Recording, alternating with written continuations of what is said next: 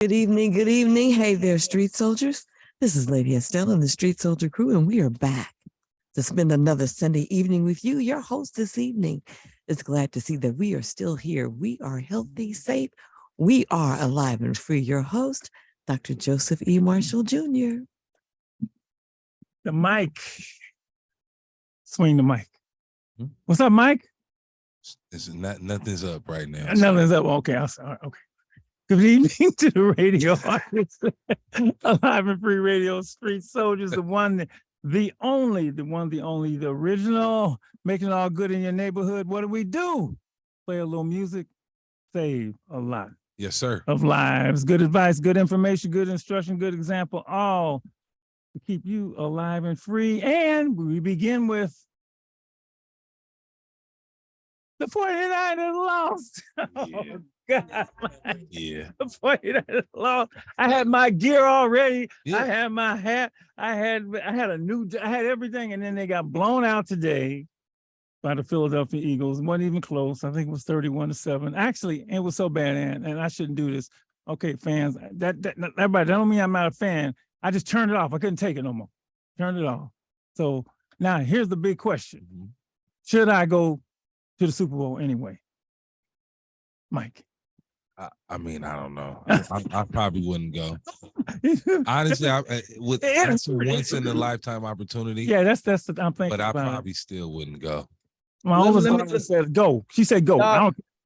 let me phrase it differently, Doc. You want to really see if I will? So I should go. You Doc, look like a scalper if I still you should go and sell the ticket. So let me just tell them. Just so you know, the 49ers actually gave me 2 Super Bowl tickets. Oh, yeah? Yeah, they did. They did. As a result of an award, one of the things they gave was two tickets to the Super Bowl. But, you know, of course, I've been like, I'm going to go see the 49ers in Glendale, Arizona. So I've been hyped, and today my balloon was burst. But hold Doc, on. that's not the right the question. other half Doc. of the dynamic duo in the room, the Kansas City Chiefs won, and they are going to the Super Bowl. Everybody knows that she is from Kansas City. So your comments. Woohoo! All right, Kansas City. Wow. I'm sorry, because I know the entire Bay Area is grieving right now, and I get that. And for that part of me that's Bay Area and a 49er fan, oh my goodness, because I was rooting for them and I was just broken when I saw all the breakdowns that happened with the 49ers. And then I was holding my breath because it's like, all right, I was hoping for the Chiefs and the 49ers, but the Chiefs made it and I am delighted. Yeah. I'm just sad that, well, once Purdy went down. Oh, it was basically okay. We could it was see bad what we could from do. the beginning, man. We could see what we could do, and then I thought we had some action. He completed the pass. Next play, he fumbled, and then I'm like, oh. He's Josh Johnson's a 4th string quarterback. He's played for 15 teams. They wouldn't know where he's gonna win the game. So yeah, all right. We'll see. I'll make a decision this week, and next Sunday I will let you know. I don't blame. See, I kind of sensed like the game was out of hand. Right. Yes. But it was like at some point it's like, okay, you're dealing with your 4th string quarterback. Like, correct. That can happen. So correct. End of the day. It was a great year, though. It was a great year. It was a Good great win year. to the Eagles. I'm not making no excuses, but you know, it is what it is. Yeah, and I love Jalen Hurts. I loved him when he was in college. I love him now. All right. So Philadelphia Eagles against Lady Estelle's Kansas City Chiefs. They're in the Super Bowl all the time, I mean, but they're always there. Well, they lately. And we'll see what happens, and I'll let you know whether or not I'm on. Dr. Marshall. All right. Yes, sir. All right, go and jump on that.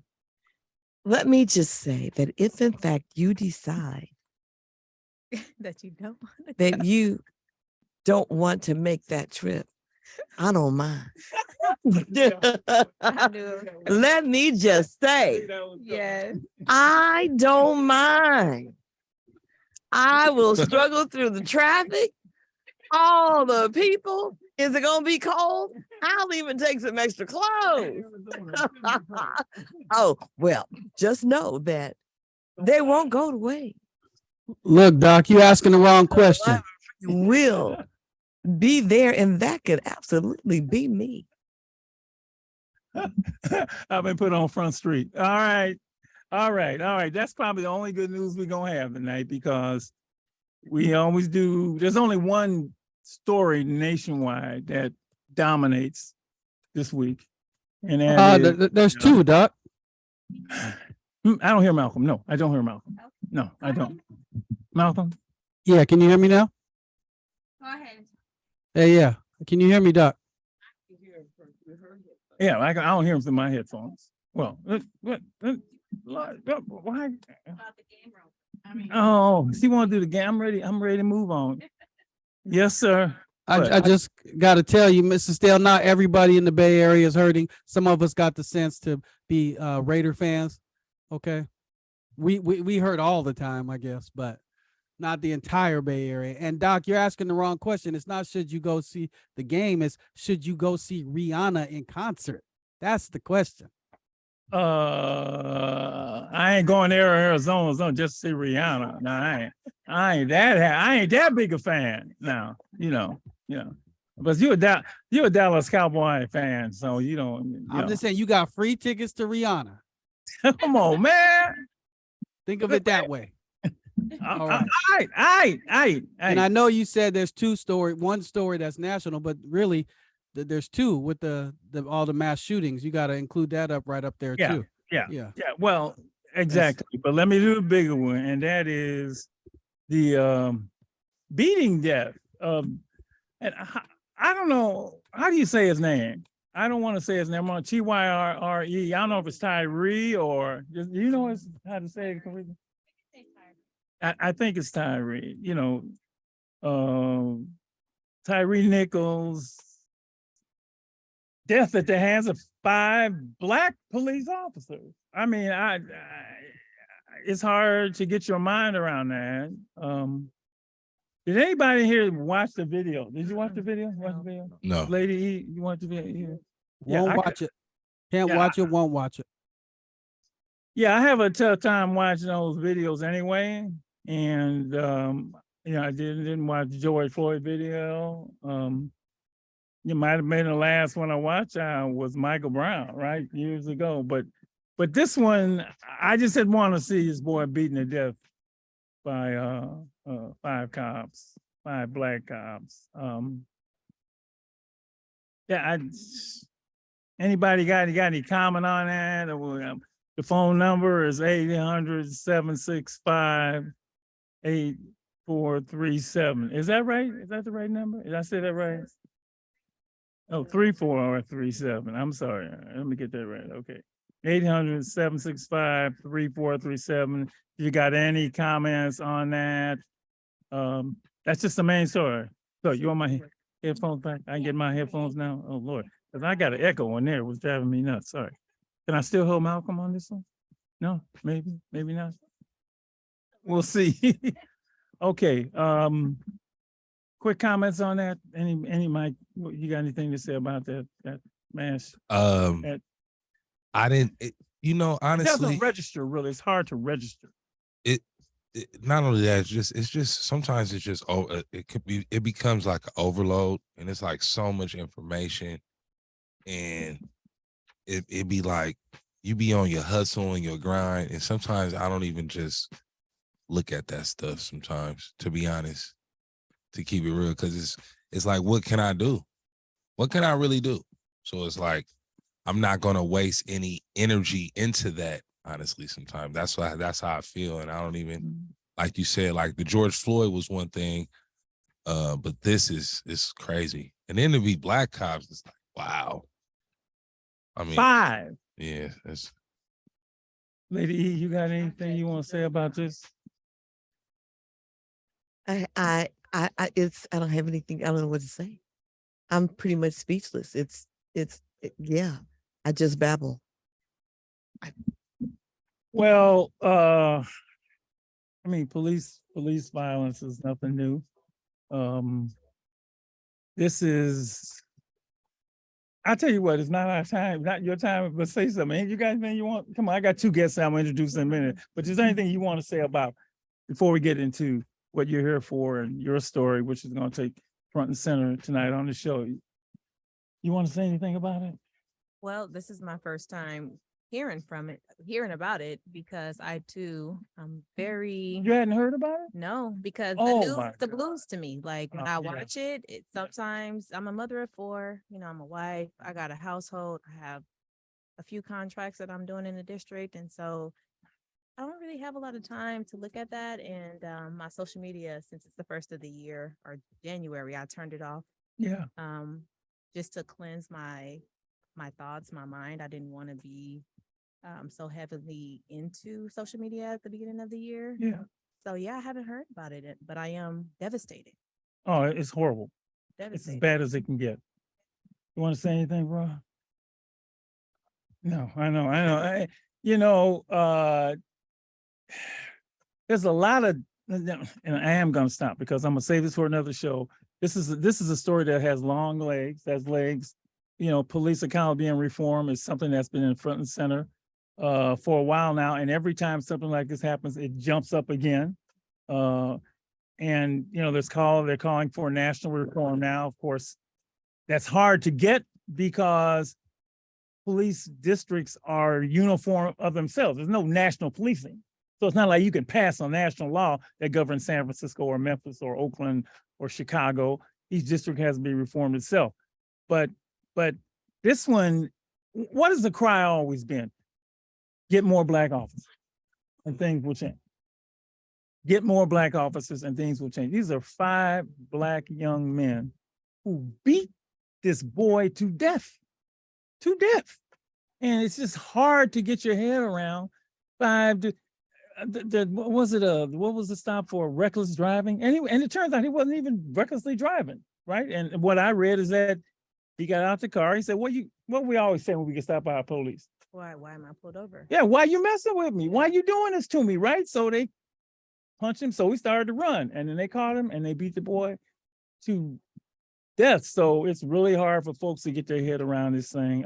I think, all right, there's a lot to delve into here. We will continue this over the weeks. Doc, not to mention we had a terrible shooting in Oakland this week. Well, we've had more mass shootings than days of the year, right? Well, there's 6 mass shootings this week in California alone. Yeah. So, I guess people. This is what they call business as usual in the United States of America. Yeah, it's America. America has more mass shootings, more violence than any place, so-called civilized country in the world. So, that's why we say, man, and you've heard me say this on the show, Malcolm, a bunch of times. One person can do a lot of damage. One person can do a lot of good. So I go after individuals. If I had been able to get these 5 cops, that boy would be alive. And I told Lady E, I ain't thinking about them. I'm gonna tell you, everybody out there, I'm not thinking about them. I'm thinking about that boy, 29 years old, and I'm thinking about his family. Apparently he was pleading for his mother as he was taking his last breath. It was just horrible. So While he was being beaten, I don't know, because he was hospitalized for 3 days. But while he was being beaten, in the video, you could hear him yelling for his mom. And seeing that, after that, I was broken. okay. All right. If anybody wants to comment on it, you can always do that. 800-765-3437, 800-765-3437, 800-SOLDIER is the number that we use here for the show. We're going to move on to our main topic tonight, and we're not excluding that one, but we had a Bay Area topic, and our guests in the studio are going to take us through that. Many of you, and I don't know if Mike has seen this video, the video of the incident at Richmond High School involving a teacher and a student. Did you see that one? At Richmond High? Yeah. I graduated from Richmond High. That's crazy. Oh, yeah. Lord. Hey. Okay, well, this will hit home, right? Yeah. Did you see the video? No. Okay. I did see a headline. Okay. All right. That video is I guess it's mini viral, right? Mini viral, Oh, yeah. especially in the Bay. Oh yeah. And Viral here in Richmond, that's for sure. let me give you the full one. Malcolm, why don't you describe it? Why don't you describe the video? Well, he was a substitute teacher, if I'm not mistaken, right? Yeah. substitute teacher, and they'll be able to tell me more details. I think he was also a coach, a football coach, maybe sports coach at Richmond High. And I don't know what happened, the whole incident. All I know is the part that we saw on video where the substitute teacher and a student, a black substitute male teacher, and what looks to me like a Latino student, they're in some kind of, they're going at it, right? I don't know what led to it, and I'm sure our guests will be able to fill in those details. But the part that everyone, that made news was this substitute teacher throwing the student to the ground. And I would describe it as body slamming, but I mean, to the ground is good. he definitely put his hands on a student and threw him to the ground. When we first saw it, we didn't know why. We just kind of heard him saying, say it again to the student, kind of getting in the student's face. Wow. And it was obviously shocking to see a teacher throw a student down, and from what I saw, looked to me like exacerbate a situation or escalate a situation. But then it came out later on, we found out that the student had used the N-word, towards the substitute teacher. And that, from what I have heard, kind of set off the whole situation. So a student in the class recorded it. I think within hours, the school district had fired this substitute teacher. And He was also the football coach at the school. I think so. I don't know if he's head coach, assistant coach, whatever, but Boy. That's Yeah, just crazy. I will let you see the video, and when you see it, you're gonna really see it was crazy. And then after that, shortly after, there was and I'm sure you'll get into that, students from the BSU, the Black Student Union at Richmond High, in response to that situation, ended up having a protest on school campus. So it was just a busy week at Richmond High. There's a lot going on at Richmond High this week. Richmond High is it's a hotbed for a lot of things throughout the years. Yes. This was tough to see, mainly because Lady Estelle, you were a teacher for how long? I worked in education for 20 years. Yeah. I was a teacher for 18 years and assistant principal for 4 years. I was 25 years in the school district. I've probably seen a whole bunch of stuff like that. And it was like, dude, it was ugly. It was really ugly. Wow. I haven't seen it. I'm gonna show it to you. If we get a break. Like I said, I seen the headline, but the thing is, it's like the N-word is such a triggering word. And it's just crazy that dynamic. I don't know how old the teacher was, because a lot of times, How old do you think the teacher hazard a guess? Mid-30s, 40s? Yeah, I said about like 30s. Yeah. So that's what I'm saying. Millennials is different. They're a different breed of people. I'm not saying that he's correct for doing that. He's a teacher. He has to understand that the kid is going to try to get under his skin. But at the same time, the dynamic of the N-word, his age, kids can be super cruel, but I'm not condoning it. I'm just saying it's crazy, like that whole situation is. I'm not saying I'm on anybody's side because I haven't seen it, I haven't heard, I'm just hearing it, but that's just a lot, man. I couldn't imagine. Here's what we do know. It ended up in violence, right? Right. It ended up with the teacher losing his job. Very sad on both sides. On both sides. Yeah. And there are times when there's a lemon situation, and sometimes lemonade comes out of lemons, right? The two folks here represent the lemonade that is coming out of that situation, and the students had a wake-up call, and part of their one of their wake-up call was like, nobody should be saying this word. Nobody should say this word. And it's funny, you use a phrase that they might have used. It's such a triggering word, right? And so this gentleman right here, who you're going to meet, created a what do you want, a movement, a campaign, Mhm. a march, and it's simply entitled, and I love it. You stop, we stop. We stop you. Oh, sorry. We stop, you stop. That's even better. That's even better. We stop, you stop. And they're gonna explain what that is, because maybe what set the teacher was the fact that this Latino, this Hispanic used the word and he didn't like it. I mean, look, I'm gonna lay out of it for a minute because the word is anathema to me, if you know what that means. Anathema is a huge no-no to me. But Explain what that word is real quick, Dr. Moore. anathema, and it means no, like a million times.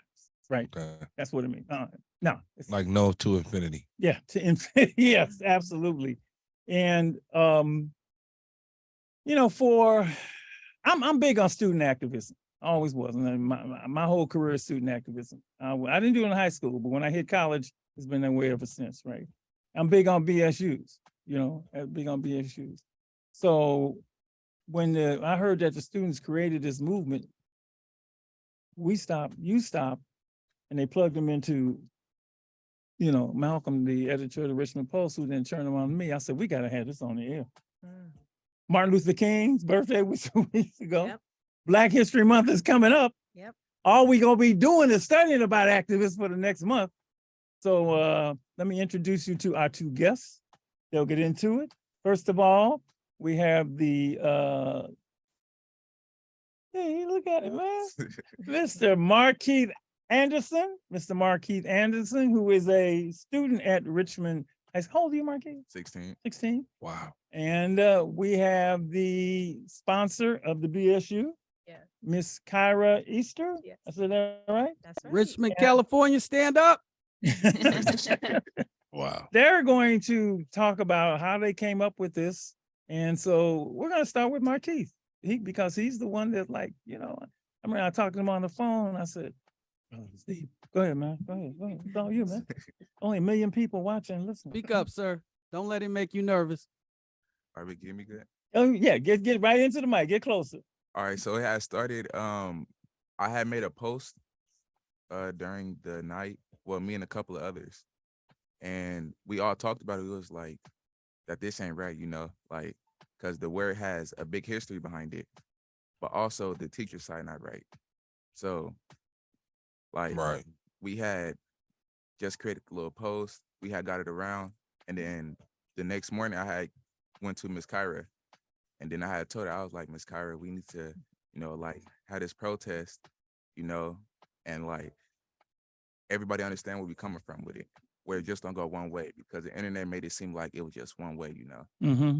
and we need to make it both ways, where everybody know, that both sides wasn't right. It wasn't just all on the teacher, So yeah, that's what happened. That's what happened. And then we came up with I ain't come up with it. Who came up with it? The AP at Richmond High. Her Yeah. name is Miss Reyes.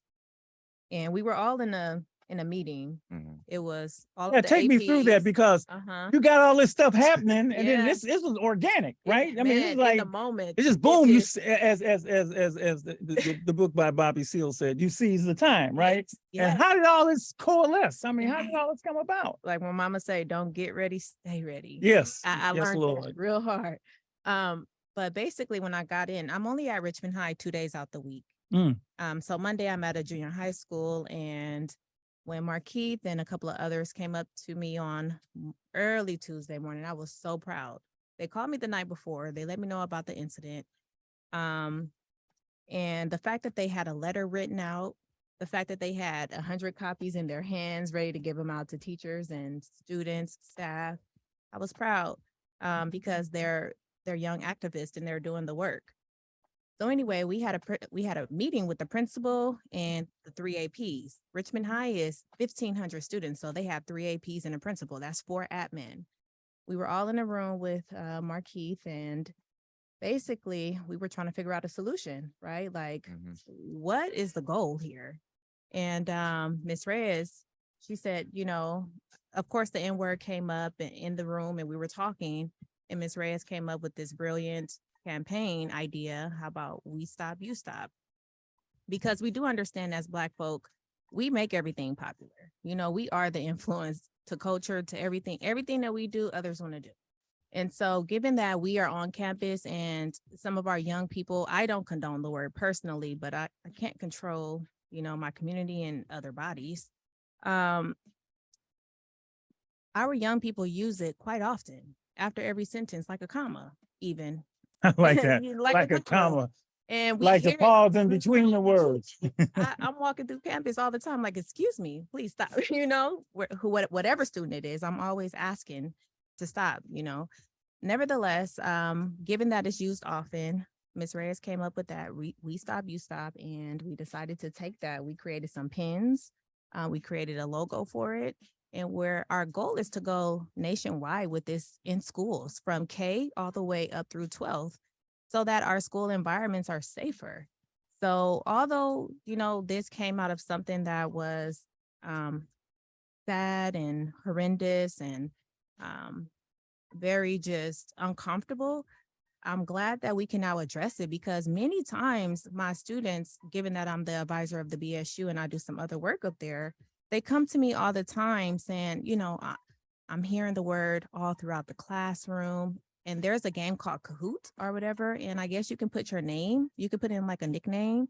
And sometimes some students will put, like, some Latino students will put N-word monkey, N-word this, like on their Kahoot nickname. And so it really affects my students. It's only 70 of us on campus out of 1,500 students. It's only 70 black 70 kids. black kids, probably. What was it like when you went 600 there? now. Yeah, no, it's way down. I mean, the whole complexity of the has changed. Yeah, we're less than 10%. Last year we were 89, and we went Kind of like the down black this year. population in San Francisco, we down to 2%, right? I mean, but 2 or 3%. But yeah, Richmond, So yeah. when you're in class and you see these things happening, you hear them, it shuts down your system to learn, right? Because now you're feeling some type of way because you know that young people are weaponizing this word. They're using it to provoke, right? And I'm not saying that our young people, the Black students, use it. I know they're using it as a term of endearment.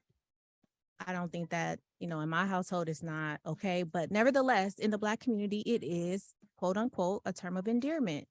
The Latinos and some other students, they choose to use it as a word of endearment sometimes, but then when they're upset or when they want to provoke, it's more so like, oh, well, I'm gonna call you what I'm gonna call you.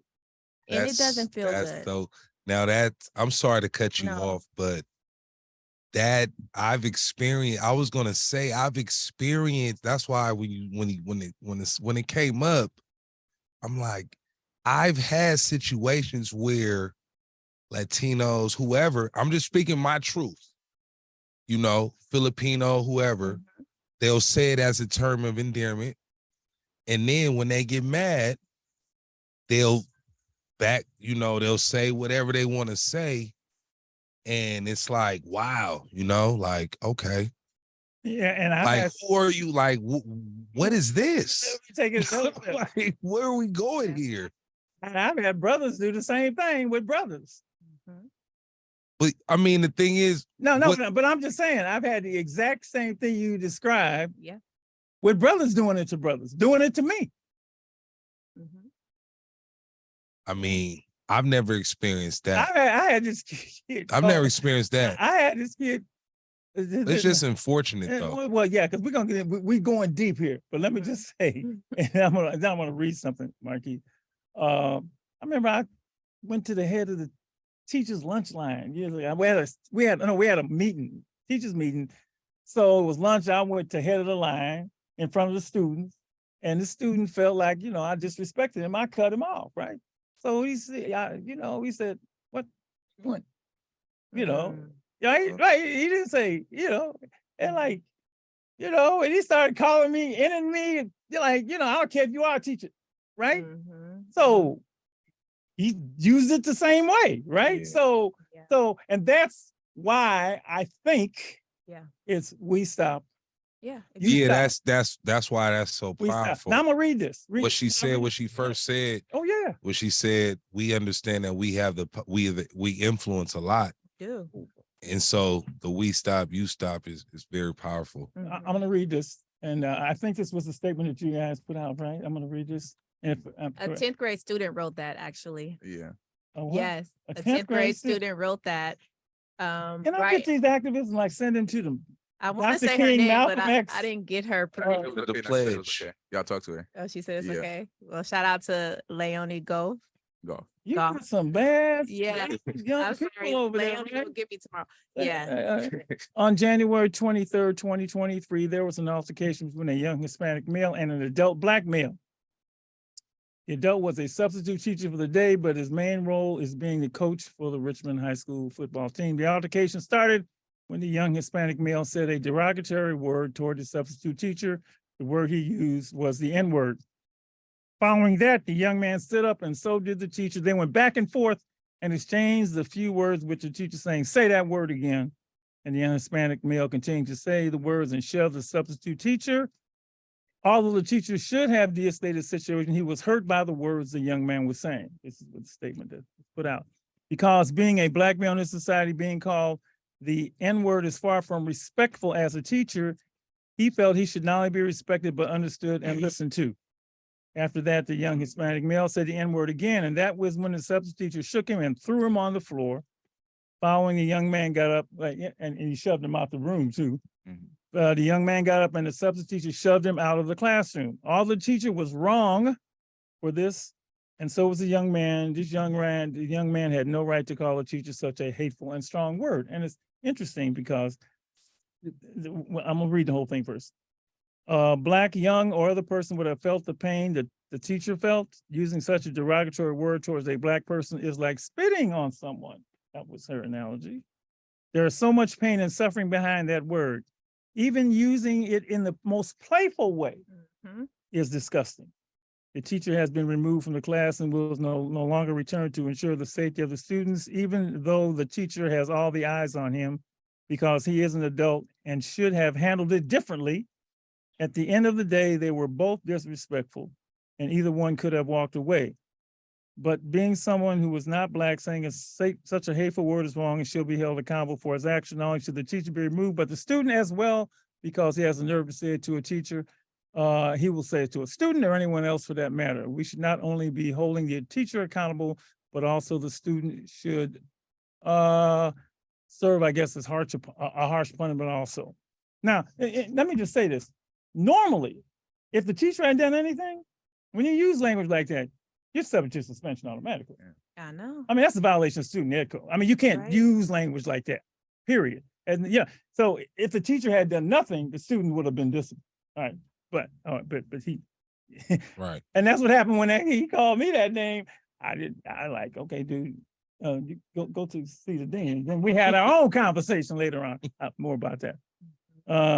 Many say the teacher was not at fault, many say the student was not at all, but being raised in Richmond, you're surrounded by that word, but that doesn't give you a right to say it, whether you're a Black, Hispanic, or any other race.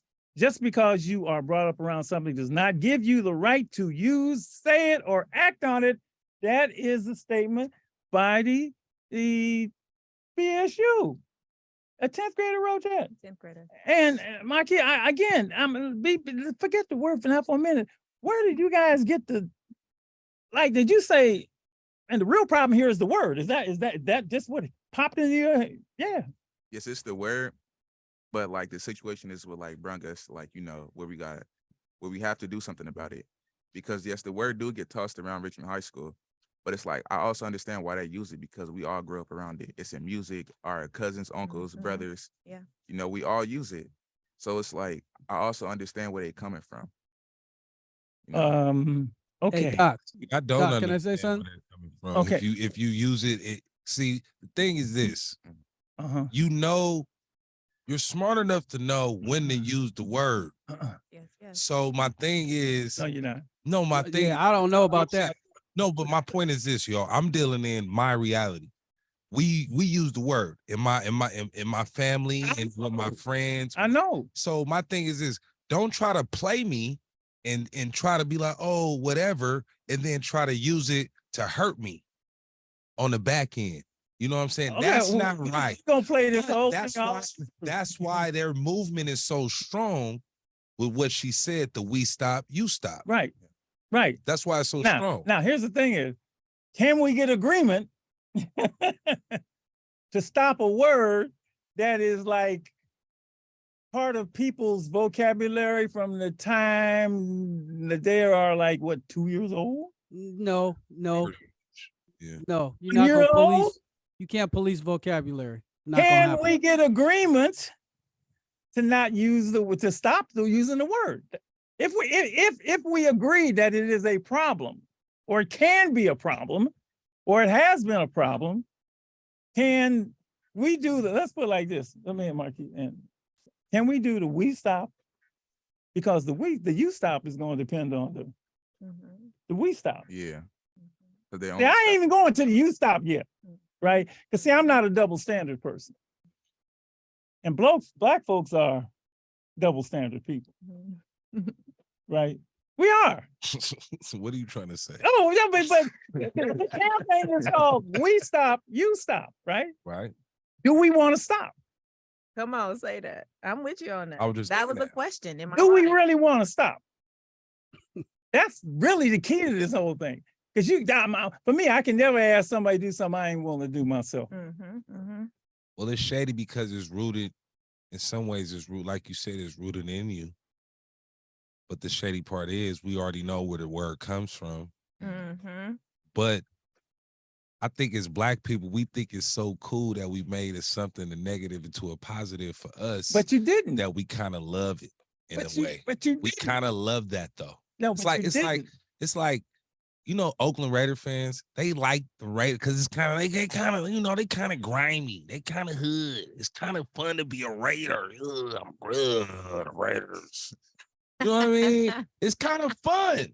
So it's like The streets is kind of fun until you get your head no, blown I'm off. saying you're not lying about that, but I'm just saying, as like you said, the double standard. That's what I'm saying. That's a double standard. Yeah, and nobody's going That's to. all I'm saying. Yeah, it's definitely a double standard. Yeah. So, all right, we're gonna put that on hold just for a second, and because we got time to discuss this, right? We got time to go deep with it. I got all my papers, I got all my history, I got the Willie Lynch letter here. I got everything for you, baby. I got it all here for you, baby. I got it all here for her. But Markeith, let me go to you.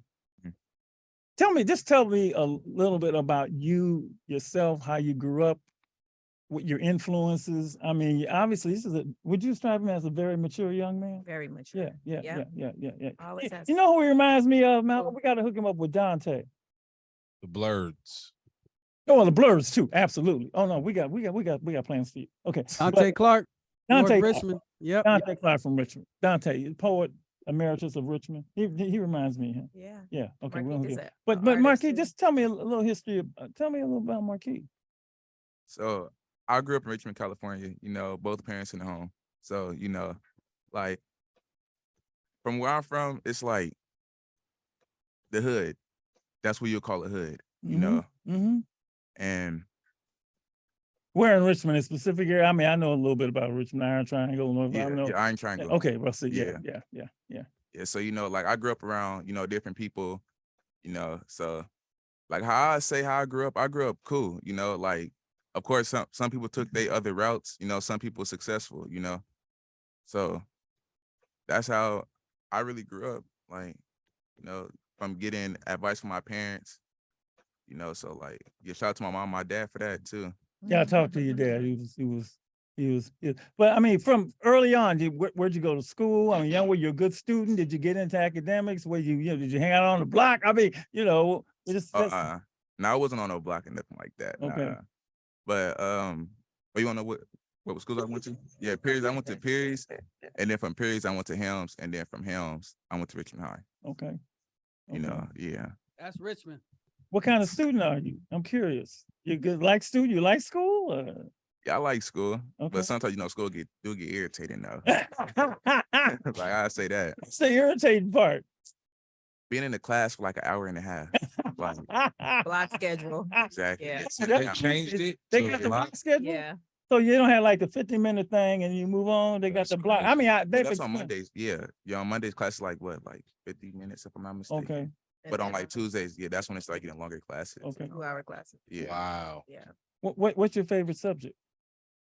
Ooh, let Ooh. me see. Which subjects you like and which, yeah, English. English. Yeah, Okay. I like Okay. English. Okay. You got any aspirations? Like, where do you want to be when you grow up? You know that one that you got, what things you like to I pursue? mean, football.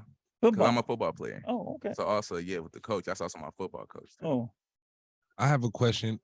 What's a norm? Because when you said 70 black kids at Richmond High, Mm. seemed like the football, like my basketball team was like 20 black kids alone. My football team was probably 45 black kids. So when you said that, 70 black kids, what's a normal day at Richmond High like? Mm. That because when I first, because I'm from the city. Yeah. As I a went black, to as an Richmond High African about American student, Yeah, exactly. Thank you, Malcolm. I went there my senior year. They got the little weird. I'm used to like levels. Mm. Y'all had the little round thing. I'm like, Yeah, what the heck is that? I know. It's like, what the heck? I was shocked. So tell me what it is for you. Being at Richmond High. Yes, sir. I mean, it's good, you know. The education good there. That's one thing I say. The education there is good. That's No, good to hear. Yeah, yeah. that's good to hear. Teachers, That's changed from when I was there. Yeah. Yeah, so I say being at Richmond High for me, you know, it's good because I know certain people there. Like I grew up with some people that go there, Mm-hmm. but if you want to talk about the culture, our culture not there. Mm-hmm. You know, it's not that many of us. What grade are you in again? I'm in 10th. So in the 10th grade, how many, if it's 70 people in the school, how many people are in your class that are African American? You don't really run into, I mean, of Wow. our culture in our classes. I think freshmen have the most. They're Yeah. probably like 25. Seniors have the least. hmm And juniors have the least. So maybe sophomores, it's about 20. Wow. And then it just goes down. How long ago did you go there? I went there, I graduated 02. Okay. So 20 years. What was the percentage do you think was there? I would say it was mixed between Latino and black, but I would say maybe 40, Yeah. like 30% Yeah. black, Yeah. or 30 to 40, Yeah. and then like 40 to 50 Latino, and then everything else was Asian Right. and white. Yeah. It's crazy. The demographics have changed. You got a call? We got a call. Let's get a call. Okay. Because we do go on the Facebook Yeah. at 8:55. Let's Yeah. get the call in while Okay, he's here. okay, He's been okay. waiting. His name is Terrence. Okay. Terrence, you on? Terrence. Not yet. 1 second. Not yet. 5, 4, 3, 2. Terrence, thanks for calling us on Street Soldiers. Hey, how you doing, brother? How you doing, Your brother? radio. What you got for us? Yeah, turn your radio down. You're getting the feedback. Yeah. Sorry. Okay. Yeah, I was just pretty much calling to touch bases on what y'all discussing about that N-bomb. I'm 41 years old, born and raised in Oakland, and I own a moving company. And I try to employ only my people, my black young men. Whether you've been in jail or not, that's even better. I can show you a better way. So we find ourselves doing a lot of out-of-state drives here to Oakland and North Carolina, Texas, Las Vegas, wherever it may be. And I try to explain to them that, you know, when we out and about, we may be the only chance that these Caucasians, whatever they race, to change their perception. So I try to tell them not to do a lot of the out talking, don't be dropping the N-bombs and all this and all that. And they didn't got so comfortable with the N-word to where they made an analogy. They be like, Terrence, they call me Ken. They be like, Terrence, why you tripping off, bro? That's why your jobs be getting done. Because every time you call it, now it's going to get accomplished. Say in. So Say in. Don't say the word. Just say in. Okay. Yeah. Right, the Yeah. N-bomb. Yeah, Yeah, yeah. They didn't change it to now where every letter stands for something. So they spell it out. They say the N-word stands for now it's going to get accomplished. So they didn't try to take something negative and turn it positive, but it's everybody else stigma around it. They don't understand what you mean when you say now it's going to get accomplished. They just see a word that suppressed us for all these years, and now we enduring it. So we look like we allowing the suppression to continue. Brother, let me just say this. I'm gonna make a blanket statement on this, and I hope this resonates. A word, you cannot turn a word that was intended for your destruction into a term of endearment. And we've been trying to do that for 250 years. We've been trying to take that term that was invented by the slave master. There wasn't no ends in Africa. Let's get that straight. Come on. There were Wolof Right. and Mandinka and Ashanti and Mhm. and Ferrer and Igbo. When you got over here, that's what you became. The trick was making you believe that you was something that you wasn't. Come on. Right. Do you realize that we haven't given up every destructive term that we were given? go back to coon, jigaboo, you go back to it, except that one. And and you know what it reminds me of? And as we had picked up cultural terms and moved, because one time being black was the worst thing in the world, right?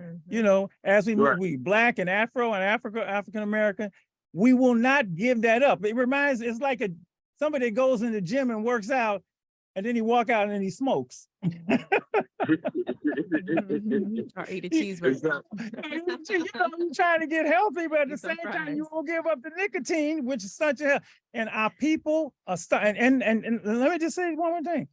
We tried to do it in-house. Well, we're going to do it, but you can't do it. But then the rappers gave it to everybody. That's who really gave it to everybody. Don't blame the rappers. I ain't blaming them. I'm telling you what they did. That ain't blaming. That's a fact.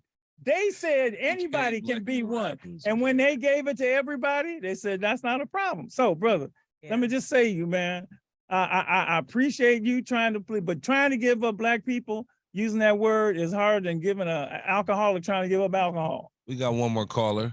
Markel. Stay on it, man. Thank you, Terrence. Thank you. Thank you, Terrence, for sure. Markel, yeah.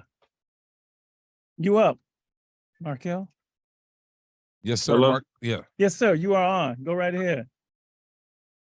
Hey, no, I was just touching base with my brother. You know what I'm saying? If y'all got a question, I don't know if y'all had a question for the callers.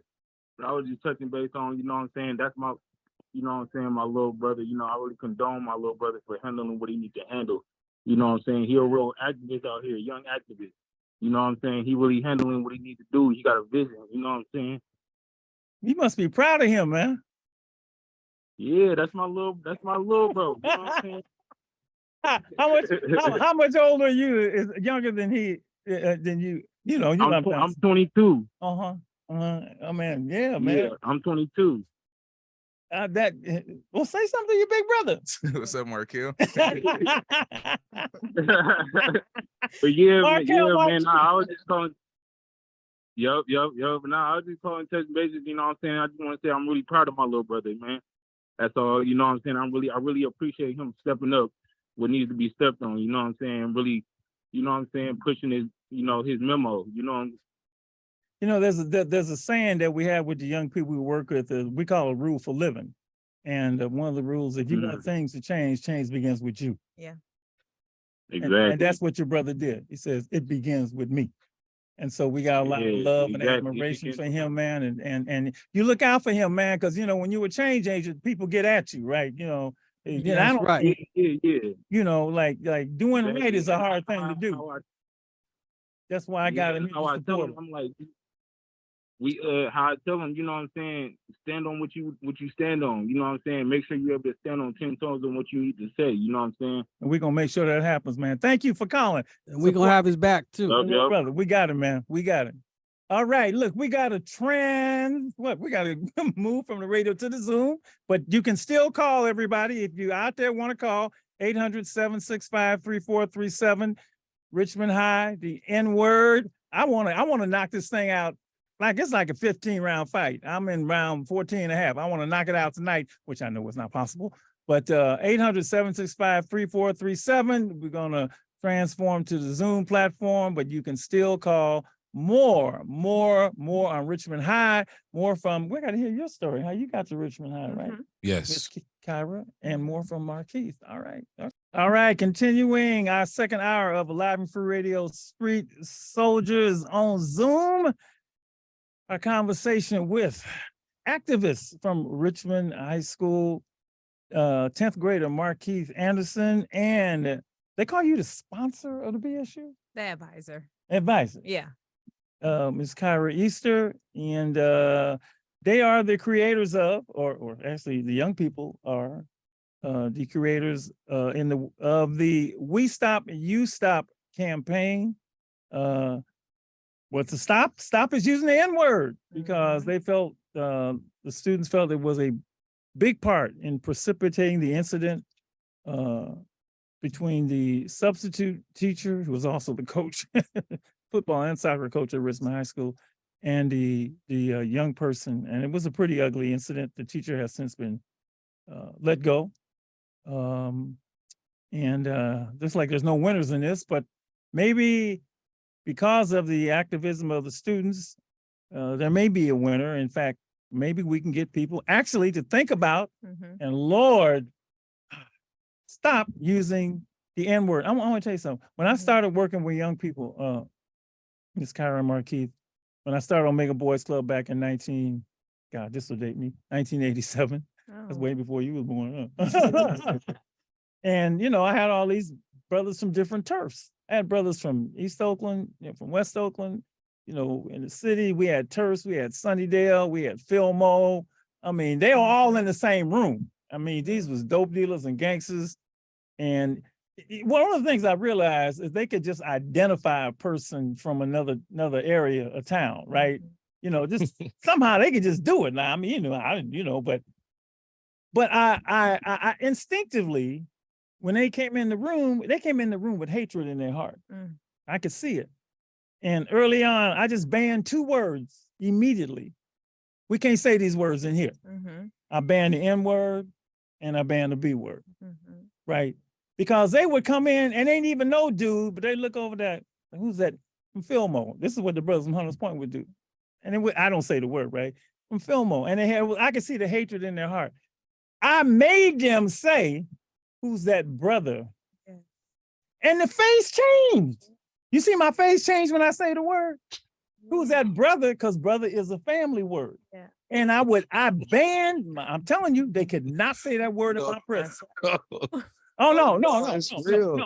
And I'm just laughing at how people sometimes use the N-word. Man, but I watched them because they really didn't know dude. They just knew where he was from. Right. And they hated it because he lived in that area. And so when I said brother, I watched the change. So that word was never banned. And then I did like, no, man, no. Then I had to do so like, it's like certain words, we call it destructive language. Destructive language is language that is used to hurt, harm, or demean people, right? I call them PhD words, put her down, put him down words. And the ultimate destructive language for Black folks is, what is that? Beeping and blind in my ear. Okay, there's those words. So I mentioned if you look at the nation, they call themselves brothers and sisters. That's right. Right? Family words. So that's how I got over. And then I had to explain the historical context, which none of them knew when I used the words. If you knew what I knew, you wouldn't do what you do. That's right. My biggest enemy was the music.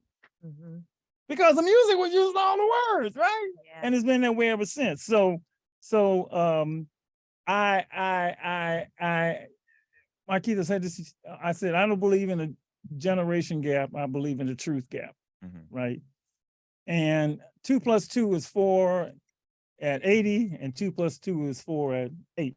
That's right. Now, you and I can even tell how old I am. We definitely different generations. Yeah. But we got the same truth.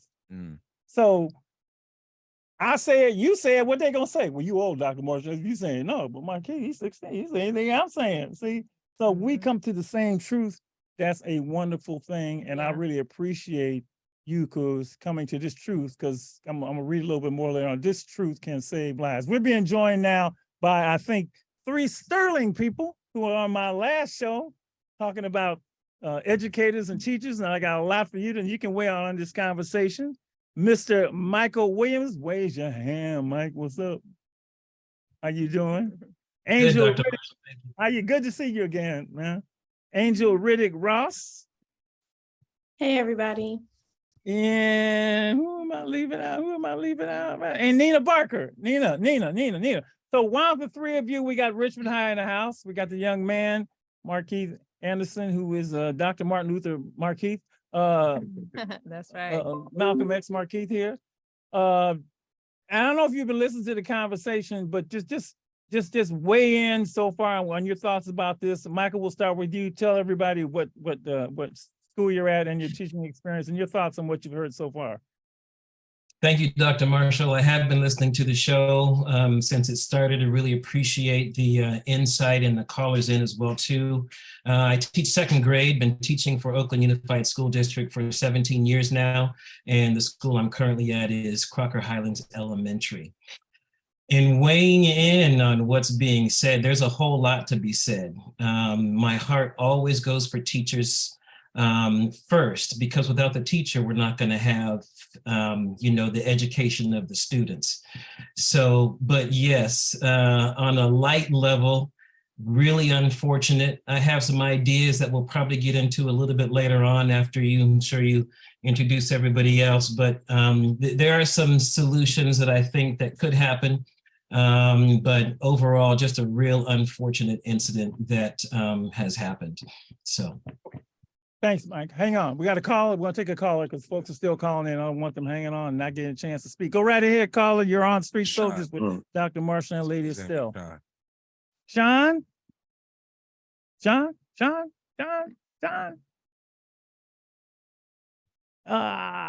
Where is Sean? We lose Sean? Yeah. I thought I heard him. You thought you heard him? I thought I heard him. Okay. All right. Okay, Angel, we'll come back to you. And we'll get to the caller when they call in. Angel, your turn. So I'm a second year teacher at Roosevelt Middle School in San Francisco, California. I'm also currently in grad school at USF getting my master's in teaching credential in special education. I haven't been listening to the show, but based on my conversation with you yesterday, Dr. Marshall, I definitely can second what Mr. Williams has said. It is a really unfortunate situation. Being a teacher and a student, I kind of have like the privilege to see the duality in the situation from both perspectives. So yeah, it's definitely going to be an interesting conversation tonight just to see where it goes based on the situation, because there are so many different ways that it could have went. So it is unfortunate to see that it went the way that it did, but I could understand why in some aspects. Thank you. That's what I was saying, that I kind of understand why in some ways, but I can't. It's like, bro, you're grown. You're a grown man. Yeah. But the funny thing is, Roosevelt, I went to Gateway High. Yeah. Then I went to Richmond High. Yeah. And I went to Roosevelt Middle School. Yeah. It's still a ghost on the top floor up there too. Yeah. Is it still a Oh, ghost? definitely. No, it is. It is. It Yeah. is. Yeah. The kids talk about it all the time. Oh, wow. The Halloween, y'all must be running out the building, huh? Oh, yeah. Nina Barker, go right ahead. Introduce yourself. Hello, I am Nina Barker. I am a biology and chemistry teacher at Ralph Bunch Academy. This is year number 6. In Oakland, right? Yes, OUSD. And when it comes to this situation, just as everybody else said, it's extremely unfortunate. I was kind of speechless when I saw the video, because I really feel like there were other measures that could have been taken to prevent that, but at the same time, I mean, what do you do when you don't know what to do? So I'll just leave it at that. What do you do when you don't know what to do? We got time to get into it all. Let's try to get to Sean real quick. Okay. Yeah, All right. real All right. quick. All right, Sean, your turn. Hello. We got you. All right. Thanks for calling, man. Go right ahead. Yep. I hear you. You hear me? You hear me? Hello. You hear me? Yes, no, maybe.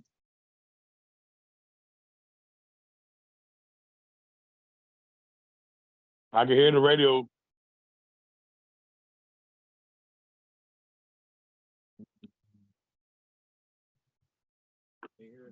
Sean, can you Yes. hear us? Okay. there Go you go. right ahead, man. Your thoughts on this whole thing. Thanks for giving us a call, Street Soldiers. Oh, I lost him again. Yeah, he was there. Sorry. Something's going on with It's this all good. with this phones when we switch there. Okay. So there's two things we want to try and cover this hour. The first is, and I don't know if we want to take them in order. Well, let's do this one last. The campaign that was started because of this incident at Richmond High was We Stop, You Stop. And the We Stop is, we stop using the N-word, we're going to stop, you stop also. Because this was And particularly, it's a Latino school, heavy Latino. A Latino kid was using it, and so the thing is, like, nobody needs to use this word. Nobody needs to use it. Nobody needs to use it.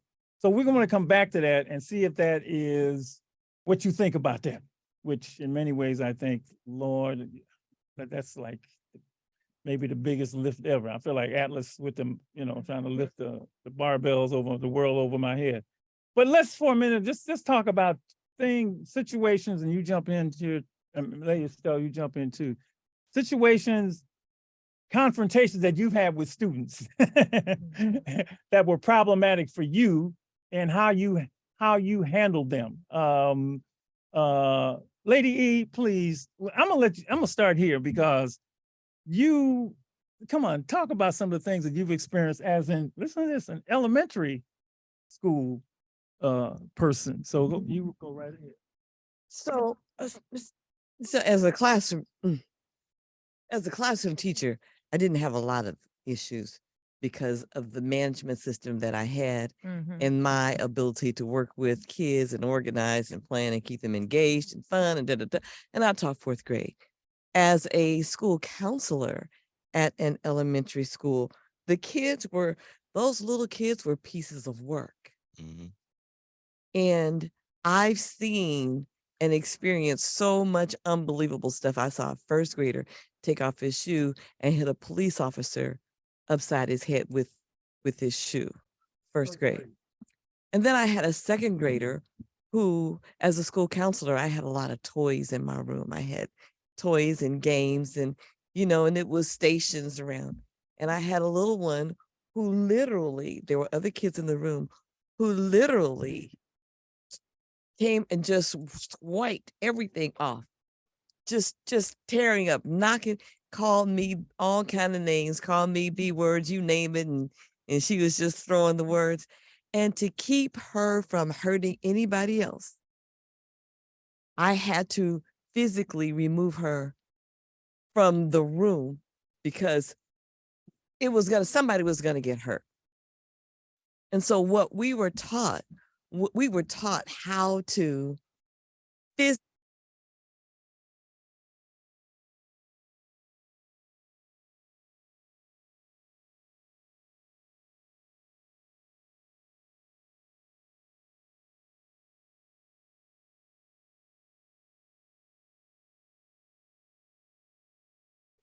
So having to deal with kids who were hurting other kids or potentially hurting other kids, that became an ongoing situation sometimes.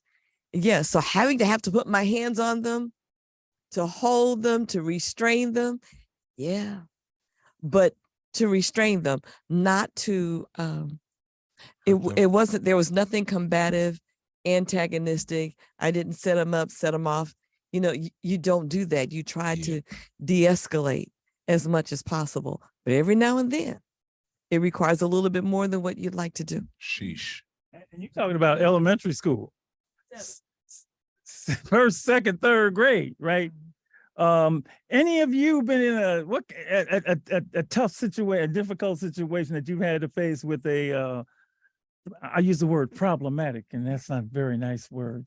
I'll chime in as a middle school teacher. I haven't faced anything physical as of yet. But a lot that I noticed with middle school is it's verbal antagonization. And I think it's even more difficult because I am one of, if not the youngest person at my job. I'm only 24 years old.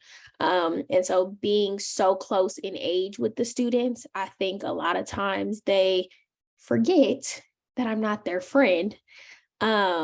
And that I'm not one of the people that they hang out with on a daily basis. And so the language that they use towards me and the way that they speak towards me is one that they would use with their peers. I get gaslit on a daily basis, antagonized, and sometimes the tone gets a little disrespectful. And unfortunately, my colleagues, their teaching approach is different from mine, but I also feel like that's a cultural thing. I'm also the only Black woman, Black person teacher that works at my job as well. So I definitely approach things from a slightly firmer approach with love, obviously. And my colleagues are slightly more passive. So the kids think that they could get away with a lot. And so there have been moments where I haven't shown my best self, and I've had to channel my mom and really challenge a kid like, oh, do you want to have this conversation outside? Who are you talking to? Who are you talking to? Because I know it's not me that you're speaking to, unless my ears are deceiving me right now.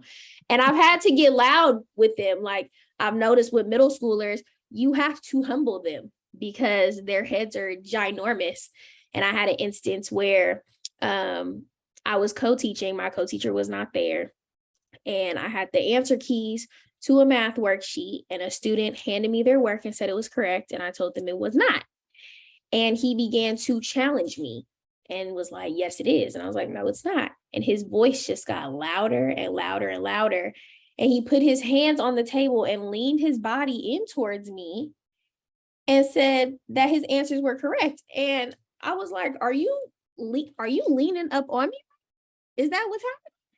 So in order to match his energy, essentially, I had to do the same thing to him because he wasn't going to understand any other way. And my voice had to get a little louder than probably appropriate. And I asked him if he wants to take the conversation outside.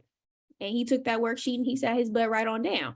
And so sometimes I'm noticing with that age group, it takes that. You have to match their energy in a way, not necessarily physical, but a lot of them don't know verbal boundaries. And I also feel like a lot of that has to do with COVID. A lot of them missed those crucial years of social interaction with other people and how to be respectful and talk to people. They've been at home this whole time. And so depending on the dynamic of their home lives, they may talk to the people in their home like that, even their parents like that, not knowing that you have to essentially code switch when you come into a different environment. I'm an adult. You are a child. Not saying that I don't respect what you're saying, but you're not about to talk to me like I'm your friend. So it's definitely been a lot of verbal arguments at my job with the children, unfortunately. All in a day's work, Nina? Oh, wow. Nina, you ever been in a problematic situation with a young person? More often than not. So yeah, so the problem that I have the most is more so consistent use of profanity. Yeah. It's almost like it never stops. Oh, is she free? First, Okay. so I've gotten to the place where the kids will pretty much just say, they'll stop themselves now. But that's something consistent. But I had an incident where a student knocked over a table and he was just disrespectful the entire class period. And he was disrespectful because I got talking to call his friend for somebody to bring his friend back to class who had just walked out because he didn't want to do the work. So this student ended up leaving and he ended up coming back to my class without intervention. And that was the problem. Like when there are no consequences, some of these kids just do what they want to do. So that is the problem with me, because with this profanity has gotten better because I'm just learning to like love on these kids and just tell them how great they are and just pour into them to the point where me loving on them so much, they don't want to disappoint me. So they'll stop themselves from using profanity and saying the N word and all this stuff. So that's the approach I'm taking. It's working, but not with every last one of them, but with the majority. Okay. Mr. Williams. So there's a reason why I teach elementary school. There's a reason. You don't want to deal with them 16, 17, 18-year-olds. Well, when I first started out, I was a substitute teacher. Okay. And so that gave me a chance to be able to experience all kinds of different classrooms. So I started, I tried high school, tried middle school, and recognized as, a Black man who's only 5'7". A lot of these brothers were, bigger, stronger. And, I'll tell you this, I empathize with the teacher that just the video went viral from Richmond High School. I can really empathize with him. I'm not condoning what he did, but I understand those feelings because I experience them almost every year, sometimes on a daily basis, sometimes on a weekly basis, and usually on a monthly basis. There is some type of disruption that happens that really forces you to really recognize, hey, this is my job. I could lose my livelihood. Who am I going to damage if I put my hands on somebody? So there has to be, some type of solutions for it. I really appreciate what Nina said because, one of the problems is that, Dr. Marshall, you mentioned earlier about a story you going into the cafeteria and you cutting in line because you were a teacher and you were able to, He told me that I was told to do that. That's correct. Yes, exactly. He didn't appreciate it. Exactly. He didn't appreciate it. And he went and called you a name and you said that, back then they would have been suspended. Well, what I experienced also with Nina is that, students, they can do the most nowadays. Yeah. They can put their hands on somebody else. Right. They can take somebody's property. Right. They can threaten a teacher. Right. And the most that's going to happen, Dr. Marshall, is they're going to go into that principal's office. If the principal takes them, if he doesn't hand them off to somebody else, he or she hand them off to somebody else. And then that student will come back into the classroom 15 minutes to 30 minutes later. I have heard that. I would not tolerate that, crazy. but I have heard that. And they'll come back with a snack. Yeah. A snack, a Slinky, a lollipop. They sure will. So my only now, rule, it's funny because my rule was your behavior has to change before you can come back. Now, and I would go to lengths to make sure that behavior. I don't care what the principal said, but that's another story. So that's one of the pressures of being a teacher. And that's one thing they don't teach us in the credential program. And that's one thing that your administrator will tell you as well, too, is that, anyone can teach curriculum. If you can read and if you can speak, you can teach curriculum. Finding how a student learns, that takes a little bit of skill, but managing a class, that's where teachers worth their weight in gold. Some of us can do it well. Yeah. Some of us are still learning how to do it. But I'll tell you, if you have a substitute teacher in the classroom, they don't have those skills. They might have skills on working with people, but they don't have those skills. And also, too, if you have a substitute teacher that's in a classroom, what the administration should do, they should go check and they should have a plan. There is no reason that it should have ever gotten to this point. And also another thing as well, too, Dr. Marshall, I really believe that if the school system or if the administrators really taught these students, instead of, having everyone film and do nothing, just get one student to run down and go get help before it escalates to that point. There's no reason why we should see a Black man tearing up a Latino student over the N-word. Yes, it's nonsense that the student had said that, but it shouldn't have escalated to that point because now everybody loses. Wow. Any thoughts on look, let me just say this. Yeah. I love being a teacher. I thought the teacher, look, even with all of this, I would have never stopped being a teacher, right? I loved it. But I understand why people don't want to be teachers, right?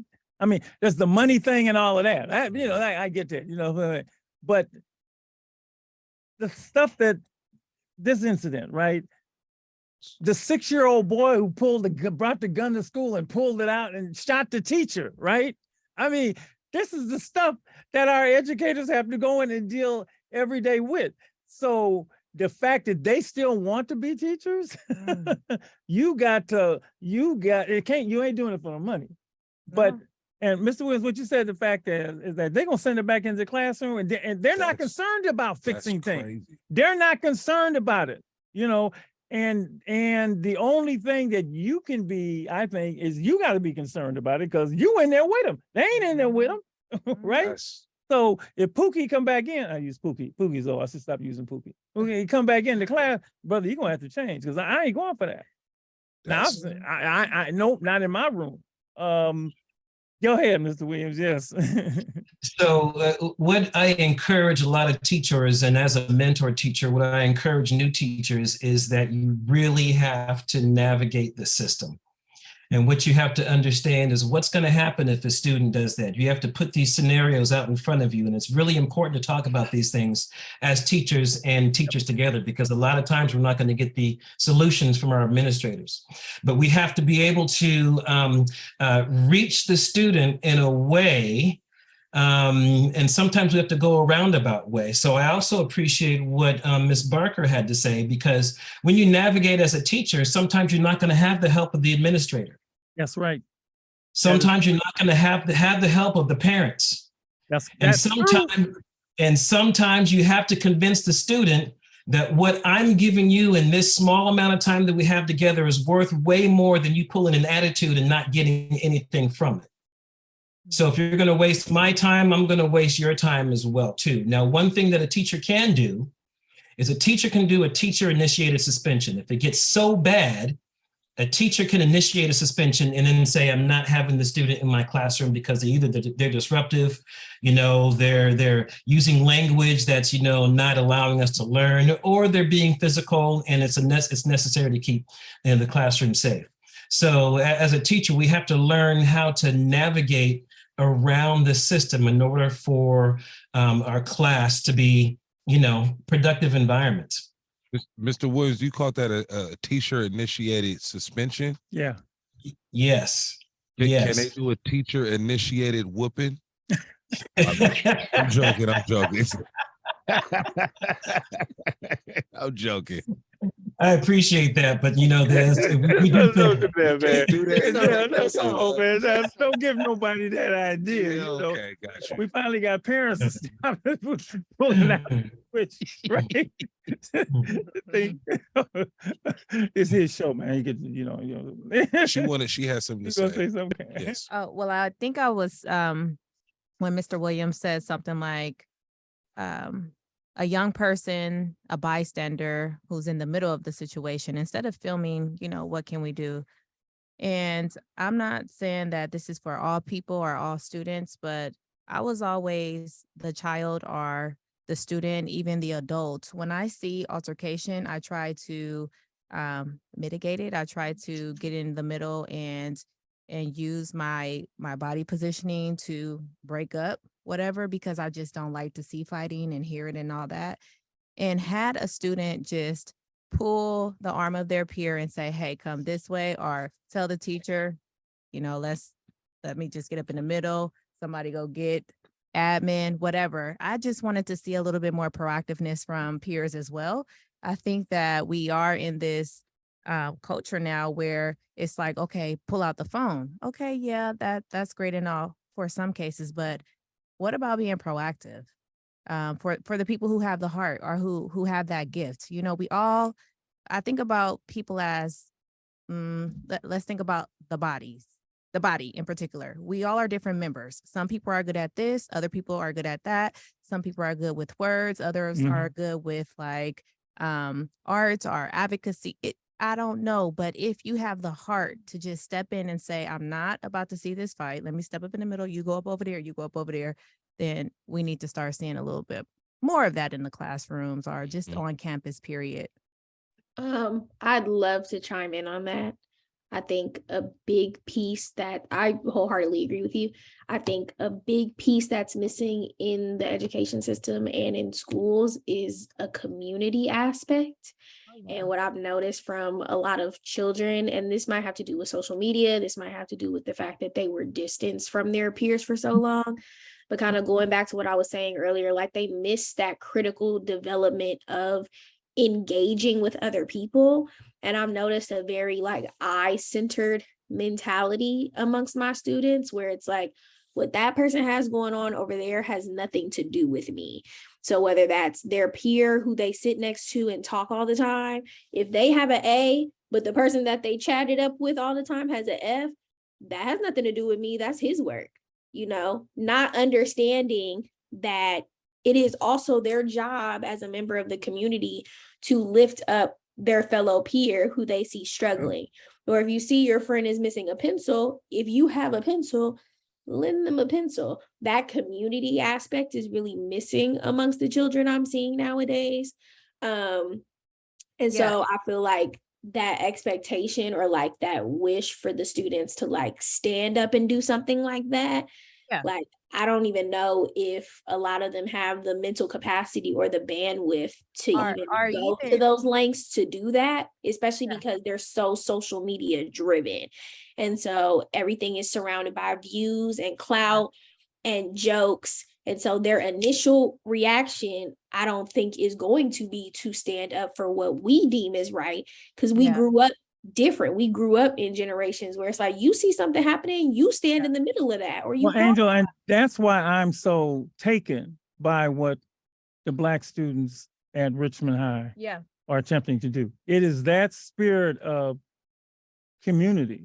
Yeah. And it's always been a spirit of community, whether it be the Black Power movement, the Civil Rights movement, any of the movements, the abolitionist movement, there's always been that spirit of community, for the greater good that has driven it. And for Markeith and his colleagues at the school to say, well, this is how we're gonna approach this. That N-word ain't good for nobody, right? And that's a bold thing, right? To me, to step in and say, we're gonna stop. And we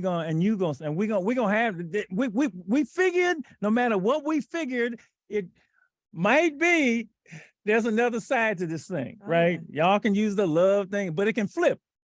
See, and I ain't for nothing that flips.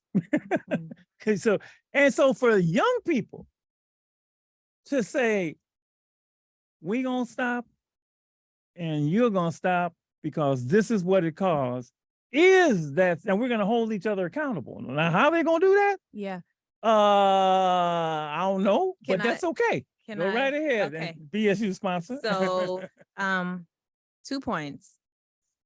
We now, given the setback of the pandemic, we now have to give our students permission again and role model what it's like to be what we're asking them to be, right? A community member. And I am all about permission. Like, this is how you do it. And we have to give practical, right? Tools that they can actually use. Like, what do you do when, or if this happens, what do you do and how do you do it? My second point, when Markeith organized the protest that happened at First Lunch, and it went all the way through the end of the day, we actually had a good amount of Latino students come up and stood in solidarity with us, and they were talking to their own community, and they said, now y'all know y'all need to stop. They were talking to their people, to other Latinos on campus, and they were basically just being leaders, I guess, of their own community, saying like, now we cannot lie about this. This has happened and it continues to happen. And so I think that was super powerful. We gave opportunity for voices to be heard, right? For young people to, I guess, bring to the forefront things that have been done in secret. Because best believe, going back to what we were talking about earlier, do we think that young people know? Yes. What they're doing? Yes. Because when they go around my classroom or, close to me, they don't say it, or they look like this, like, oops. So they know there is some awareness there. So with that being said, I do feel hopeful that this You Stop movement could survive because young people listen to other young people. They listen to peers more than they listen to us. We learned this in psychology. I'm a licensed mental health therapist. We learned this in grad school, how, you empower your young people, your peer. We listen closely to the people who look like us, talk like us, same age group, more than we listen to our parents per se, or teachers. Not saying that we don't, but you guys have a lot of power, Markeith, as students in leading this movement. And that's why you were talking the most, right? Young people were talking the most at the protest. Lord of the Flies, yeah. Now, I was going to ask you, Markeith, because I feel I still kind of feel young, even though I'm getting old. Are you old, bro? But I'm saying I'm a millennial. So my point is, we all get old, but my point is, hearing what they're saying, they're like, man, like, you know, it's not really a community aspect. And, you know, if you need a pencil or a pen, like, you know, like when I was going to school, it was, like, some students you couldn't ask for a pen or a pencil or let me get some paper, bro. Like, you know what I'm saying? But for the most part, you could go to any random person. Hey, you know, Miss whoever the girl was, Stephanie, can I get some paper? I left my pen at home. As in Roosevelt Middle School and Gateway High and Richmond High at the time, it wasn't a lot of Black people or African Americans, but I still felt a sense of pride. So with the amount of students that are only at Richmond High now, is it like a sense of like a pride, or like, do you guys still feel emboldened and empowered? Or is it like, do you just walk around, some people are, you know, they don't have that confidence like you do, or whatever? Or how is it can you speak for your other students, not just you? Because you seem like you say you play football, you probably tall, you know, you tall, dark, handsome, whatever they say, and all that stuff. But you get what I'm saying? Like, do you sense like with other students, they don't have the same confidence as you? Yes, I could say that. Some students have the confidence, but some don't, because like they feel like that they get judged off other people, you know? And let me see, the best way to say this. It's like, I say I'm a little bit different than the others. Right. You know, because it's how I was brought up. Everybody brought up different. So, Right. you know, it's like their confidence level is different than mine. Right. Knowledge itself type Yeah. stuff. Got you. Yeah, for sure. Got you. But I must say that's my role on campus, right? Like what we are doing. I just want to say this real quick because I think we're about to start something so amazing, starting in Black History, right? Like starting tomorrow. We actually have, so in West Contra Costa Unified, we decided to ask all of our 54 sites to participate in a Blackout Spirit Week. So tomorrow is Melanin Monday, where you wear different shades of brown, and we're asking all of the student body from El Cerrito High all the way up to Pinot Valley, all the way down to Coronado Elementary, every single body we want to participate. Tuesday is going to be, what is Tuesday? Preppy Tuesday, Polo Tuesday, where you come in professional clothes or something that just is outside of your normal wear. Wednesday is College Gear Wednesday, where you have your dream school. The colors are the actual gear. Thursday is Throwback Thursday, any decade that you want. And then lastly is Blackout Friday, where you wear all black.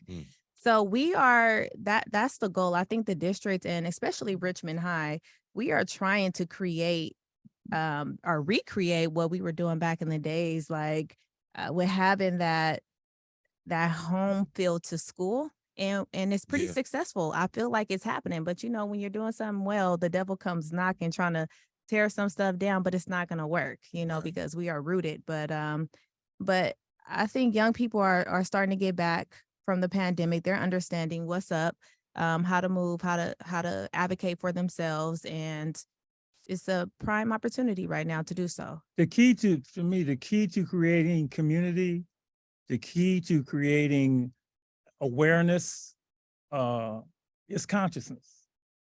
When you're conscious, and I don't even woke, forget the word woke. That's a garbage word. I never was woke, but I did get conscious. And when I became conscious, and I always credit Malcolm X because he's the brother that woke me. He like, man, I didn't know. You know, the worst thing is, if I had known, I would have done differently. When you're conscious, that's why this N-word is a conscious thing. When you really learn the history, the version, you can't come up with a different version. You can't go from an ER to an A to an A version, because the same word that was used for lynching is used for killing. When a brother get ready to shoot another brother, he doesn't say, I'm gonna smoke that African American. He doesn't smoke that black man. No, What do you say? true. I'm gonna smoke that. He say the same word. That's the same word that the man lynched you with. You trying to play with a word that's gonna get you in it anyway. But you have to be conscious of that. You can't take a word that was used, intended for your destruction, and fool around with it and hope it don't have consequences. Now, I'm willing to bet, I have no idea. I can't prove this. I bet you them 5 cops that killed that brother, I bet you they use that word. Because they had to see him that way in order to do that. They couldn't see him as an African-American, you know? And I mentioned this to Markeith on phone. Wow. We've had 2 movies that we love. Revere, Black Panther and Wakanda Forever. Did you hear the N-word or B-word in those movies? Not at all. They wouldn't have fit. There wasn't no N's and B's in those movies. That's consciousness is the way out of this stuff. Your big thing and convince it's when you're conscious, then you stop using the word. So I don't have a friend. I lose friends over this word. Mr. Williams, I lost friends. Man, no, if you say I don't want to talk to you, man. I don't do N-word. I look fine. Not in my presence. Because I know the damage that it does. And you can't take these words and play with them, man. Language, sticks and stones might break you. Words will destroy you. Words hurt. Yeah. Is it a struggle for teachers as professionals? Because I remember when I was coming up in college, we took like a educational, African-American educational class, and they talked about just schooling, and they talked about being in school and having Black teachers in school. So my teachers or my peers that were teachers, they said, Mike, if you were a teacher, like, you would automatically get the respect that I'm trying to just yearn for. You would just get it. As African-American educators, with the dwindling, the least amount of, or not the least amount, but with so few amount of students, do you still feel like, do they like disrespect you because is the lack of as many Black students? Because it's like we had a student or a teacher named Miss Vega at Roosevelt. Everyone respected her. They were like, man, you can't play with Miss Vega. Yeah. Like, you know what I'm saying? Like, but I think that it was empowered by the Black kids saying, you can't mess with Miss Vega. You know what I'm saying? So like my question is to the educators here is like, do you guys still feel the need or empowered to just teach your curriculum how you teach it? Do you change within the number of African-American students you have or what? I'm gonna answer this real briefly. So for me, I'm not a teacher, I'm a therapist, and I run my own program at Richmond High. They just recently asked me to be the BSU advisor. So for me, when I'm running my program or when I'm interacting with the student body, everybody is my baby. Got you. So I give respect. Yes. And that's why I give respect, right? And how I carry myself on campus is out of love. Yes, ma'am. Right? I'm full of love. And I've also have, my students also know I don't play, right, Markeith? Like when you come up in my classroom, we're doing worksheets where, put your phones away. Gotcha. So that mama bear come out as well, but they know that that's out of love because I have a relationship. I think, maybe one of the teachers, maybe Angel or Ms. Barker said that, but yeah, you rely on that relationship, and that's where you can have those hard conversations, and your students know that they can trust you. But here's my thing. I said, I ain't gonna cheat you. Right. I ain't gonna cheat you. Exactly. I'm not gonna cheat him. I ain't gonna cheat no young person. I ain't not gonna cheat. I'm gonna tell you the truth. Beautiful. And the truth is, see, the value of Black people in this society is garbage, right? Period. To society. Yeah. Right. You know, when they set this up for us to fail. Right. Yeah. All right. Period. It's okay, man. Dr. Marshall says, well, they set it up for you to fail. I'm not going to permit you to fail. Because I'm not going to cheat you. And these educators here, true educators, will take a chance on getting hurt. No, seriously. No, real talk. You know, them fights at school that nobody will get into. If I came to Richmond High right now, I saw a fight, I'm getting into the fight. Exactly. Even though I can get my gig, right? Because somebody got to stop it. You know how many fights have been on the yard? Y'all seen these fights and ain't nobody done nothing. You know, because they work. But if you gonna rescue young people from this racist, white supremacist, can I say that? Yes, you got to take chances, man. And you got to tell them the truth. And when you get somebody like him, you got to take care of him. Oh yeah. Mm-hmm. And I don't mean just you. I mean us. He's mine now. Thank you. He Lady Estelle. He No. everybody in here. We ain't gonna let nothing happen to him Because guess for what? doing the right thing. Oh hell! Did I say heck? No. I'm glad That's that- community. That's community. But I'm Yes, glad sir. that you have him and that he is now being exposed to all these different opportunities because that's what people need. Yeah. Instead of being in social isolation, just in Richmond or just in Oakland. He don't know what he got. He's sick with us. He's sick with us. Did I tell you we send people to college? Oh yeah, Yeah. I got a brother who live in Richmond that get black kids into. If you do good, let me tell you right now, Mike. What's your grade point average? Don't tell me. Get it up. If you get this up, if you get your grade point average to 3 point whatever, the higher the better. That's right. I can get you a brother that will get you into a historically black college tuition free. Now what? Now who gonna walk up in your? You remember in Boys in the Hood when Yeah. they walk up on the porch Uh-huh. and say, I want to see Ricky, and the other dude, his partner say, can I go to college too? You just walk into, this is the porch. That's right. This ain't the Iron Triangle, but this is a Cameo studio. You do that, but that's community. See, and when they take these, when we take these chances, it's because we know we got to rescue you, man. Because all them other kids out there who don't know what you know, they will drown if they don't learn how to swim in this current that's against them. And Angel knows it. Mr. Williams knows it. Nina knows. We all know it.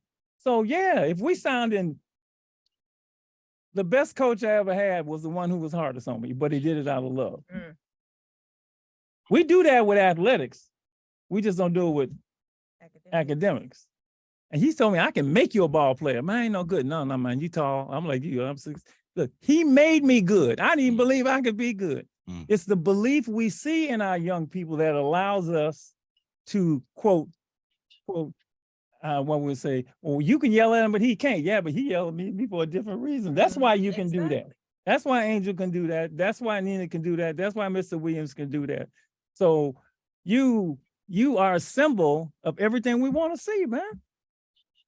And you don't have a big head, and we don't let you have a big head. You doing it because this thing you got. I mean, Dr. Marshall. We stop, you stop. Brilliant. And he took it to his sister's school. Brilliant. Oh, yeah. Dr. Marshall. Go ahead, go, keep talking. You take it all. Yeah, my sister had told me that that hymn's gonna be a part of the movement because they was talking about it, and then like they explained it was like, how would y'all feel about it if y'all was in that situation and all that? So we stop. I'm gonna get all them rappers in here and say, we stop, you stop. Let's have a conversation. They ain't gonna want to know. I'm gonna tell you, the ones that ain't gonna want to talk to you are them. They know they won't come and talk to you. They'll give you every reason they got to do it. Well, man, it's just a word. Now we're just making money. Rappers that would have an intelligent conversation. I know that. But that's Mr. bring him in Williams, here. Mr. Williams wanted to say something, I believe. Go ahead, Mr. Williams. This is so wonderful. I'm so happy. Yeah. Thank you. I just want to say a couple of points about that. We stop, you stop. And I do agree with you, Dr. Marshall. There are going to be some rappers that are going to be very resistant because the music industry has promoted and they have been able to profit off of us bantering each other and talking negatively towards each other.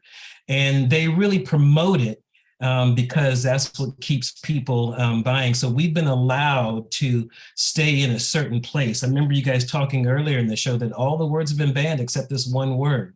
Right. Now, the thing about the we stop, you stop is that when I really look at it, let's say because I've been a victim of being around some people who weren't Black, using the N-word right in my face and feeling some type of way about it. To the point where I really want to say something, but you can't because you're outnumbered or someone's going to look at you crazy. But the thing I really appreciate about this slogan, we stop, you stop, is that's really taking ownership. I'm taking ownership and saying, hey, I'm telling my community, I'm going to stop. So then therefore, I'm expecting you to stop. It's like I'm admitting my guilt. And so now it's time for you to admit yours. And I think one way that this is going to spread is that if we hear conversations around campus someone can easily say, we stop, you stop. Yes. And also too, on my way to work, that little slogan, Black Lives Matter. Now I know that there's two pieces to it. There's the piece that kind of has gone awry, and you know the social aspect that's kind of, you know, they might be doing it for other reasons, but then there is the, you know, Black Lives Do Matter, and that slogan is in houses all along my way to work. That slogan is in businesses. I believe that this slogan through the street soldiers has the potential to be just like that. And it's very simple, but it puts ownership not only on us saying that we're not going to take it anymore, we're going to stop. But now it's putting it back on society and saying, now it's your turn. What are you going to do? Thank you. That's real. Don't believe in the generation gap, only believe in the truth. When we come to the same truth, doesn't that make it easy? Doesn't that make it easy? You know, and I say, well, man, see, you only have control over me. See, nobody can ever say that they never heard they got that word from me. They might have got it from you, but they ain't got it from me. And that makes me feel good. You know how good that makes me feel, me? That I haven't poisoned our people with a word like that? Yeah. No, that makes me feel wonderful, man. Right. You know, and if everybody, but it comes from consciousness, man. If you would just, that's why Black History Month is so damn good, because now you got time to get a little consciousness. You know, he gonna learn about, man, I got so many books for you, man. Look. I want you to go home, man. I want you to look up the word Kemet. You know what Kemet is? See, look at it. I love that Kemet. You go back to Kemet. Some people know what Kemet is. Go back to the beginning. Go back to the beginning, and as you grow, you be like, man, we've been hoodwinked and bamboozled, and and the word is just part of the bamboozlement. That's Malcolm X. You're gonna love it, man. You just gonna love it so much, and we're gonna have conversations. But I gotta thank you for creating this. I really do, man. I really, and study people who are like you. Study the change agents. Study Frederick. Study, because what it'll do, it'll fortify you. Because all those people are already in you. Yeah. You are Frederick is in you, and Marcus is in you, and Medgar's in you, and Martin Delaney, all these people who I never knew about till I read a book called Before the Mayflower, they're all in you. And that's just let it grow. And then when somebody messes with you, we'll take care of it. That's right. It's that simple. Oh, where's Mrs. Still? Tell Mrs. Still come in here, please. She's been trying to get the phones. And Right. What you think about all this stuff? What? No, I'm just impressed by the teachers that I've always been impressed by Black educators. Oh yeah. And their plight, and because you know it's they're a unique few. Yeah. But I just feel like their work is like invaluable. Oh yeah. Oh yeah. So like, you know, I mean, again, I come from a different era. So at some point, like, not to say it like this, but like we just didn't disrespect the Black teachers, like coming up. We just like like whatever we gonna do to whoever. You want to know what broke it down? But you know what broke? Come on now, you know what broke it down? We had a little bit more like. But you know what broke? We wasn't just gonna do that or go hard or disrespect her or him. Man, crack cocaine broke all that down, man. But I'm just saying, I'm after that. So I'm talking about in the 90s. I graduated 2002. I went to Rose in 96. 96. So like we had Miss Cameron, whoever. We had a level of like respect. That's what it was. That's the word I'm looking for. Reverence too. Reverence. It just wasn't, you know, we were bad kids, but it's like when there was a Black teacher, you know, all of us kind of felt like compelled to just be a little bit more respectful around that teacher. We didn't have social media either. That's very much so. That True. taught us. That is, yes. Right. Yeah. Yeah. Yeah. Do y'all feel like as educators, that's an issue with the social media aspect? No, as far as just the socializing with people. Cause like I don't really feel like a lot of kids, like I be looking at parks, people don't be outside, like where are kids at? They in the And then when they're playing the gaming system, they're listening to the other people across the world and they cussing and fussing on the gaming systems. And so It's not real reality. yeah. No, Yeah. this is real. Sad. This is real, right? This is people. Do you find this kind of boring? Nah, Okay, nah. got you. Just asking because it's like it's you think you know, like I didn't know, like she was like, yeah, you can't even ask for a pencil. Like what? I used to sell pencils in middle school. Pens. Lead pencils. Man, Money Mike. I was getting my That's dip. another name. If Fillmore Mike and Money Mike, you was getting your money on. I want Lady Edie to come in here and say and wrap this up and send us off. But this is just the beginning.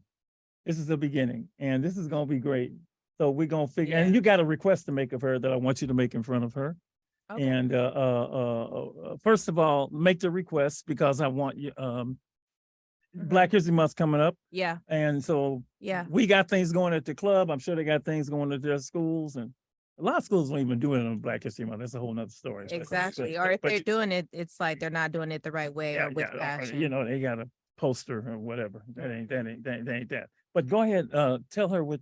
So on the 17th, it's a Friday, we are going to showcase a movie in the theater, and it's a affinity space with all the Black students at Richmond High, all 70 of us. And I'm looking for someone to process that movie with me. I already have, it's a history movie. And it's by a Black producer. The goal was actually to show 3 different types of movie, like Black horror, Black comedy, then Black history. But of course, we didn't have all that time. So with that being said, my ask is that you, Lady Estelle, if you have time on a Friday around 12:30 to come and be that person to process this movie with me. I also have another adult gentleman, and I'm looking for one more male. So it'll be 2 males, Tell the name of two the movie. ladies. Oh, Woman King. And that movie made me cry so hard. But I think it's important because it gives a complete history or a lot of history in an hour and a half. So Okay, I am flattered and honored for the ask.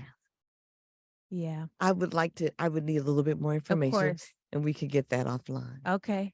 Sounds Okay. good. Yeah. So that sounds intriguing, exciting. 70 kids. Yeah. It's just for the Black students, and it's a space for us to process our own Okay. history and the residual effects of enslavement. Okay. And yeah. Let's talk about what that's going to look like. Okay. And absolutely. I'll say, what's the date before I say yes? Hold on. Friday the Let me check. 17th. Well, around 12:30. 12 o'clock in Richmond. Yeah. Kingdom come. Kingdom come. That's right. It's a long drive from San Francisco. Oh, not really. We got here in like Mhm. 15 minutes, 20 minutes. Not that. Okay. Markeith will personally escort you into the building. Okay. February 17th. Yes. All right. All right. Thank you. Okay, any last words from anyone? We got to wrap up. We got to get out of here. Angel's got to go. She already texted me. Let's take our Zoom folks first.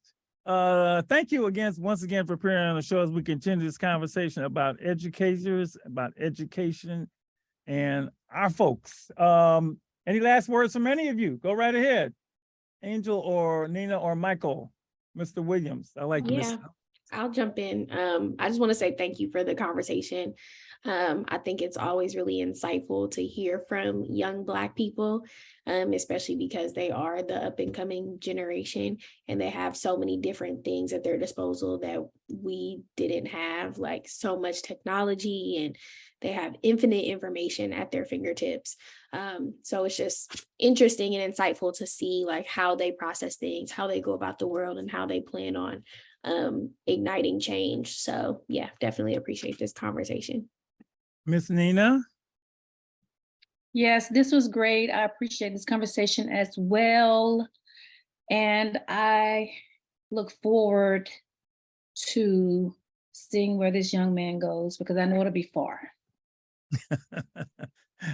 But when he travels, he'll come to your school. I'm saying that. I don't know if he will or not, but okay. All right, Mr. Williams. I always appreciate the work that my fellow educators do and what you do as street soldiers. My final thoughts and words is that fighting is never easy. Doing the right thing is never easy. Knuckle up and get it done. Oh, yes. All right.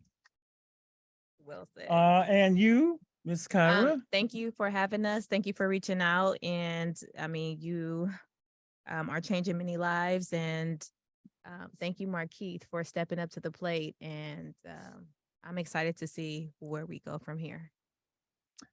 Finally, let's all give can we give a brother some love?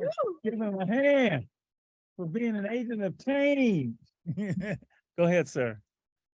All right, so the last thing I like to say is that I will keep y'all updated on, like the next moves that we will take, and there will be a change within what we finna do, the BSU and everything. And I want to say shout out to Richmond High because